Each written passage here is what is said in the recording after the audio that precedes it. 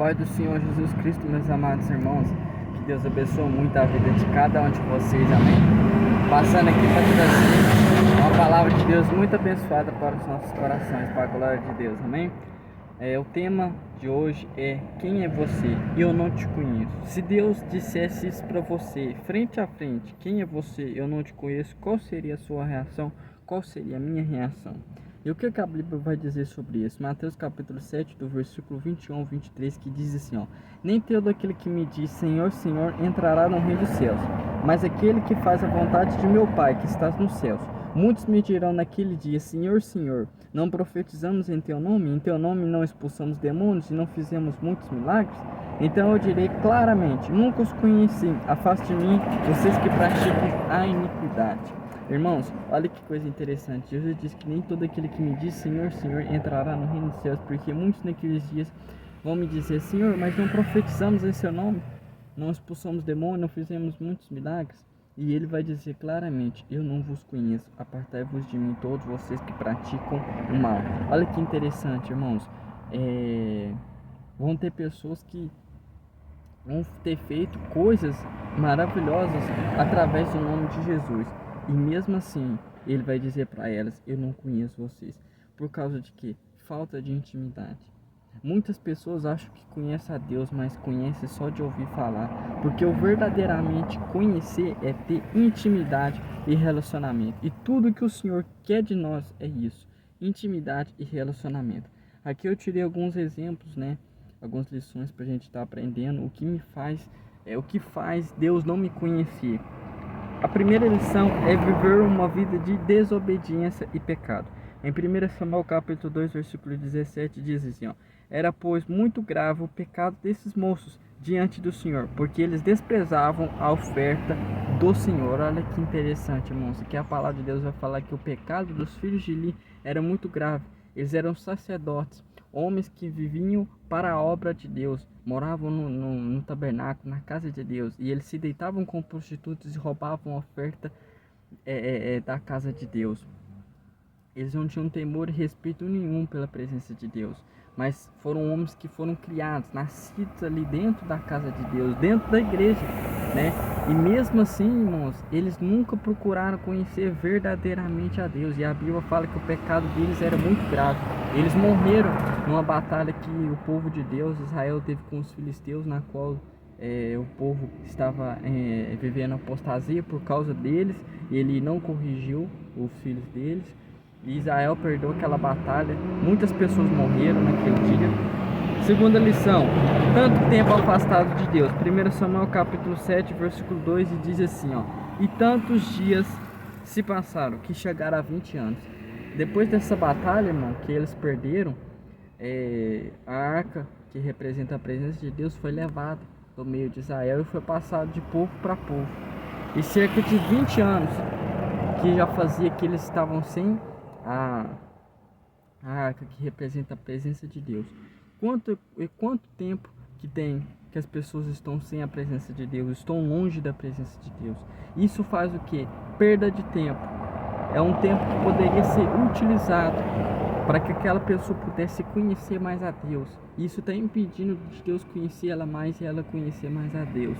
Ela está jogando o tempo fora, longe da presença de Deus. Segunda lição: talvez você deixou de seguir na direção certa. 1 Samuel capítulo 9, versículo 6 diz assim, ó: porém o servo respondeu: nessa cidade mora um homem, vamos até lá, talvez ele possa nos mostrar o caminho que devemos seguir. Saul, o pai dele, vai pedir ele para procurar uns jumentos que havia fugido da casa dele. E Saul vai com os servos, mas sem direção, sem saber por onde elas estão, né, perdidos. E o servo vai responder: aqui tem um profeta, que é o profeta Samuel. Vamos até ele, que ele vai saber nos direcionar qual o caminho que devemos seguir. Quando, irmãos, estamos sem direção, é porque, irmãos, estamos longe de Deus. E quando a gente está sem direção, a gente vive uma vida totalmente contrária a uma vida que Deus quer para nós. E isso também nos impede de Deus nos conhecer mais. Quarta lição: deixar o seu coração se corromper. 1 Samuel capítulo 8, versículo 3 diz assim, ó: porém os filhos de Samuel não andaram pelos caminhos dele. Ao contrário, inclinaram-se à avareza e aceitaram suborno e perverteram o direito. Olha que interessante, a palavra de Deus fala que os filhos de Samuel não seguiam o mesmo caminho dele. E a Bíblia fala que eles se corromperam, aceitavam suborno, aceitavam dinheiro em troca da obra de Deus. É uma coisa que Deus abominava também. E quantas pessoas, irmãos, deixaram o coração de se corromper? Talvez eram pessoas que buscavam a Deus, mas o coração se corrompeu pelas coisas desse mundo, talvez pelo dinheiro, talvez pela ganância, talvez pelo pecado, e isso corrompeu o coração dessa pessoa, está impedindo ela de Deus conhecer ela mais. Quinta lição, rejeição ao Senhor. 1 Samuel capítulo 8, versículo 7, que diz assim, ó: porque não foi a você que rejeitaram, mas a mim, para que eu não reine sobre eles. Olha que interessante, aqui a palavra de Deus está falando, irmão, que o povo vai chegar até Samuel e vai dizer: ó Samuel, os seus filhos não são como vocês, né? Os filhos dele eram juízes assim como Samuel, só que Samuel era juiz, profeta e sacerdote. Só que o povo não queria eles porque, como a gente acabou de ler, o coração deles se corrompeu, eles aceitavam o suborno, não agradavam o povo e provavelmente a Deus. E eles vão dizer, só que eles vão dizer assim: a gente quer um rei, né? E a palavra de Deus fala que os outros povos tinham reis, menos Israel, porque quem reinava sobre Israel é Deus.